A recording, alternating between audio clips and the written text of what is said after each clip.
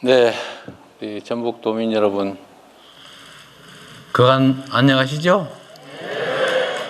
반갑습니다.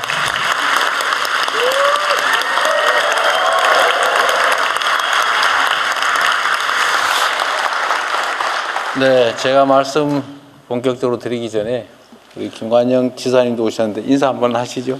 얼굴이라도 한번 보여주십시오.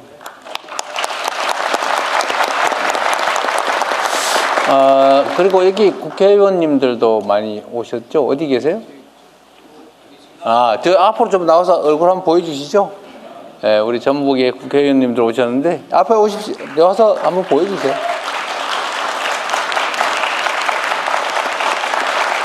네. 도민들께 인사도 한번 해주세요. 네, 여러분 박수 크게 부탁드립니다. 네, 우리 전북 국회의원 여러분들 일 열심히 잘하고 계시죠? 네, 목소리가 아닌 것 같은데.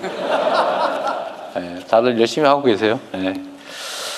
네, 감사드립니다. 야, 전북 타운홀 미팅이 조금 늦었는데, 그랬더니 야 전북은 뭐 안 오는 거냐 뭐 이런 얘기가 없지 않았습니다. 그래서 제가 그동안에 그냥 왔다 가면 뭐 하겠어요. 현찰이 있어야 될 거 아니에요. 현찰이. 네?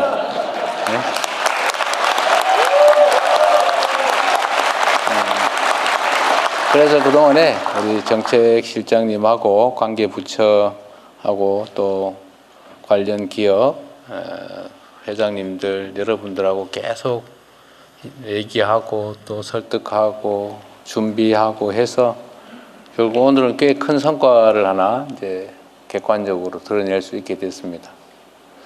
전북의 제일 뭐 관심사이기도 하고 또 한편 어찌 보면 골칫거리이기도 한 게 새만금 문제 아니겠어요? 저게 제가 시장 나올 때부터 있었던 얘기고 그 이전부터도 있었던 일이고 대통령 선거할 때마다 뭘 어떻게 하겠다 약속은 했는데 그 후에도 지지부진해서 참 화나게 하는 아이템 아닙니까? 저도 사실은 새만금 문제를 보면 참 저게 앞으로 원래 계획대로 하면 이게 계속 돈은 막 그건 뭐 몇 조 막 이렇게 들어가는데 그걸 투자하는 것도 만만치도 않고 그렇게 하는 게 바람직한지도 확신도 안 서고 앞으로 남아있는 나머지를 계속 옛날 방식으로 이렇게 메워야 되냐 뭐 그런 생각부터 복잡하고 어려운데 그렇다고 뭐 기존에 개발된 부분까지 그렇다고 뭐 확고하게 잘 활용되는 것 같지도 않고 참 고민이었습니다.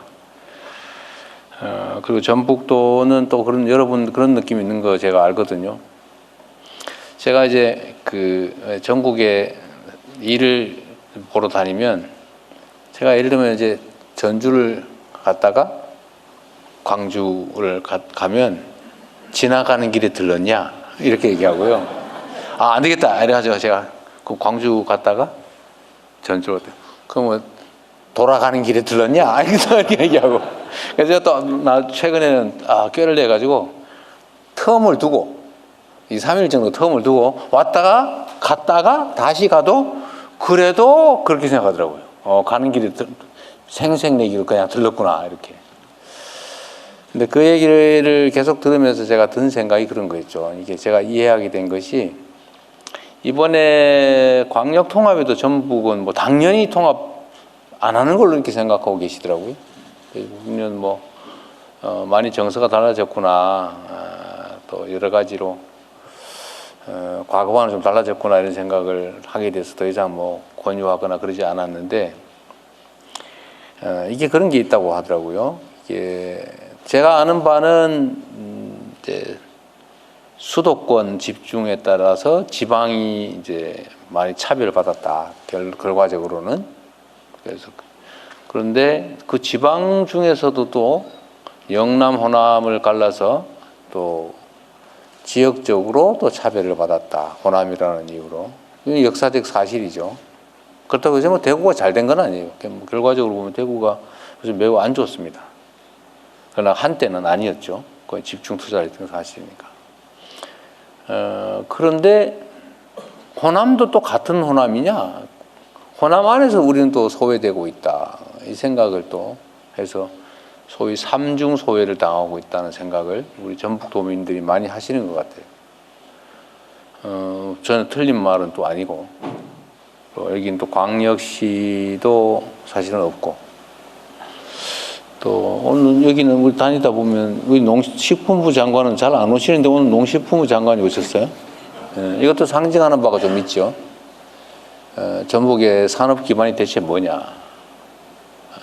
그래서 농업 분야도 그럼 나쁘지 않으니까 집중 투자한다 해서 어쨌든 전북이 노력했고 그게 성과가 있는데, 오늘은 거기 이제 주마 가편한다는 차원에서 농식품부 장관께서 나름의 계획을 좀 가지고 오신 것 같아요.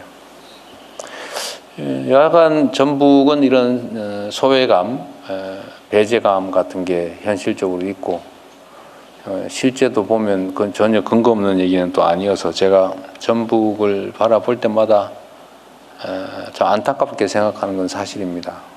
근데 그렇다고 해서 저는 원래 말을 앞세우는 걸 워낙 싫어해서 말하면 뭐예요?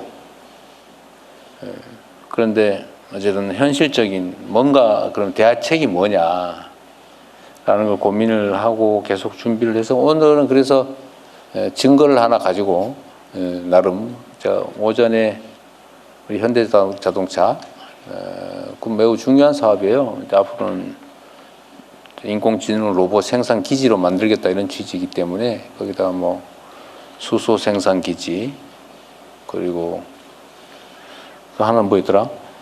데이터 센터, AI 데이터 센터, 이거 매우 중요한 핵심적인 미래 산업을 유치하는 걸로 우리가 전북도 또 대한민국 관련 기업 또 새만금청 이렇게 협약서를 쓰고 오는 길입니다. 뭐 여러분 보셨겠지만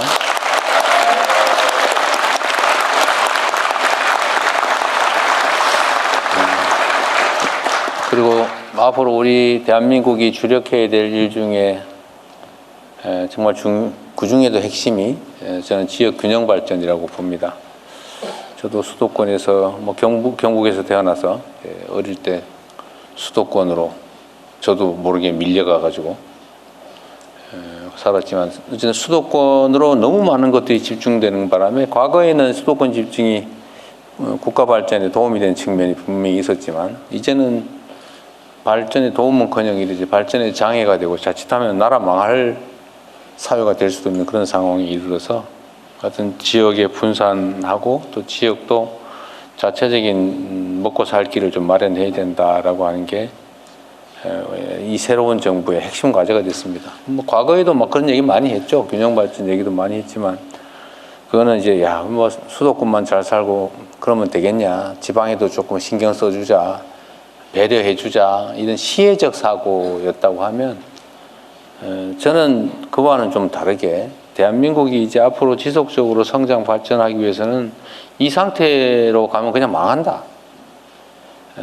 균형 발전을 해서 지역이 수도권, 뭐 영남, 호남, 충청 뭐 이런 식으로 좀 균형을 맞춰야 이게 앞으로 지속적인 성장 발전이 가능하지. 현재 상태로 가면 큰일 난다는 생각을 하기 때문에 이제 지역 균형 발전은 시혜나 배려가 아니고 생존 전략이다. 국가 생존 전략이다. 이렇게 생각을 합니다.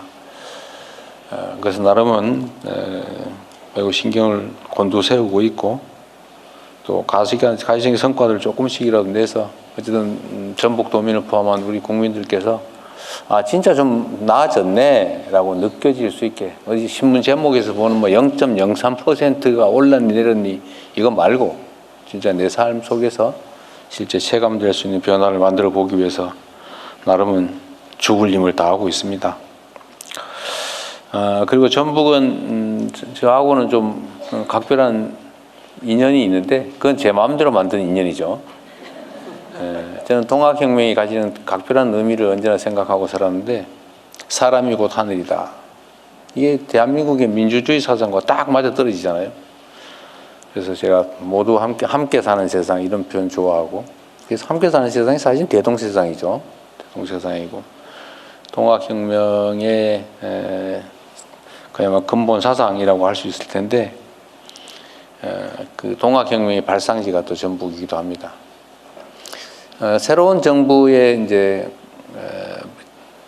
국가 구호가 국민이 주인인 나라, 함께 사는 대한민국 이런 건데, 원래 막 온 동네에다 막 써붙여야 되는데 제가 그걸 싫어해서 못 써붙이고 있긴 합니다만, 하여튼 매우 중요한 국가 슬로건이에요. 국민이 주인인 나라. 이게 너무 당연한 얘기죠. 잘 안 되긴 하니까 그 국민이 주인인 나라. 함께 사는 대한민국. 사실 동학 사상에서 온 대동세상입니다. 그런 세상을 우리 전북에서도 한번 함께 만들어 가보면 좋겠다, 그런 생각이 듭니다. 어쨌든 앞으로 전북을 저희도 이 지금 정부에서 이 전북의 특성에 맞는 발전 전략들을 좀 만들어 보려고 해요.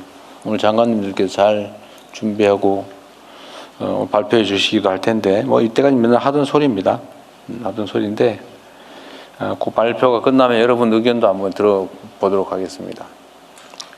가능하면 요새 이거 대통령이 오면 말할 기회를 준다 그러니까 밤새도록 써가지고 막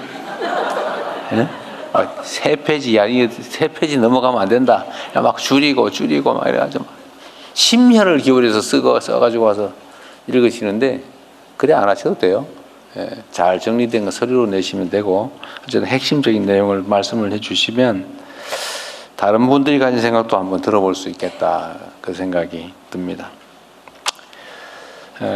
그리고 새만금 얘기는 이따가도 한번 하게 될 텐데, 하여튼 미리 좀 말씀을 드리면, 제가 우선 이거 한번 사실 여러분들 물어보고 싶어요. 이따 잊어버릴까 싶어서 미리 말씀을 드리는데, 지금 새만금을 이제 30몇 년째 하고 있죠? 앞으로 몇 년 걸릴 것 같아요, 다 하려면? 자신 있어요? 몇 년? 모르겠죠? 부지하 세월이라고. 진짜 그러죠. 알 수 없죠. 그런 정도로. 그 의지를 약간 벗어나는 부분이 있어요.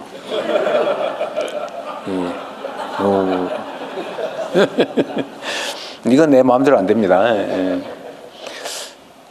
그런데 과연 그게 효율적이냐. 원래 계획대로 그걸 다 메워가지고 땅 만든 다음에, 옛날에 그거 농사 지으려고 그랬잖아요. 농사 지으려고 계획을 했는데, 지금은 그 메우지 않고 그 위에다가 수산강, 원래 땅을 만든 다음에 거기다 지금 태양광 패널 깔고 있죠. 근데 또 꼭 땅을 만들어서 깔아야 돼요. 수상 태양광도 있어요. 뭐 지주대 세워가지고 쫙 수상을 만들면 돼. 거기다 말로 또 굳이 땅을 만듭니까? 물 위에 하면 안 돼? 물 위에 하면 발전 효율이 떨어집니까? 아니, 전혀 오히려 관리가 더 깔끔하지 않아요? 네, 좋습니다. 어쨌든 그런 문제들이 있어요. 그래서 이제는 시대 상황에 맞게 현실적으로 조정을 해야 되는 거 아니냐. 제가 제일 싫어하는 게 희망 고문이거든요. 잘 될 거야, 잘 될 거야, 막 이러면서 안 될 가능성이 많아. 그래서 가슴 졸이다가 결국 안 되고. 그런 짓을 왜 합니까? 특히 정치인들이 자기 정치적 입지 때문에 실현 불가능하거나 비효율적인 일들을 밀어붙이는 경우가 많은데, 그건 모두의 손해 아니겠어요? 저는 차라리 그 돈 딴 데 쓰면 좋겠어요. 차라리 현금에 그중에 한 5분의 1이라도 현금으로 차라리 전주나 아니면 전북에 주든지. 안 그렇습니까? 비효율적으로 하는 게. 다만 어떤 게 가장 효율적이냐, 이게 그냥 계속 그대로 하는 게 바람직하냐, 그러면 하는 거고, 아니면 다른 방식으로 전환해서 차라리 거기 들어갈 비용을 차라리 더 유효하게 쓰는 게 더 나을 수도 있으면 그렇게 하는 거고, 그건 전북에서 한번 논의를 한번 해보시면 좋겠어요. 제가 이래라 저래라 하기 좀 그렇고, 이제 진지하게 토론을 한번 해볼 필요가 있지 않을까 싶습니다. 이거 가지고 앞으로 30년 또 끌어안고 소위 누구 말대로 끌탕이라고 하는 걸 계속 할 거예요. 한번 진지하게 현실적인 논의를 해봤으면 좋겠습니다. 자, 말이 너무 길었는데 하여튼 새해 복 많이 받으시고요. 오늘 이분들 잘 발표하는 거 들어보고 마음에 안 들면 한번 어떻게 한번 해주세요.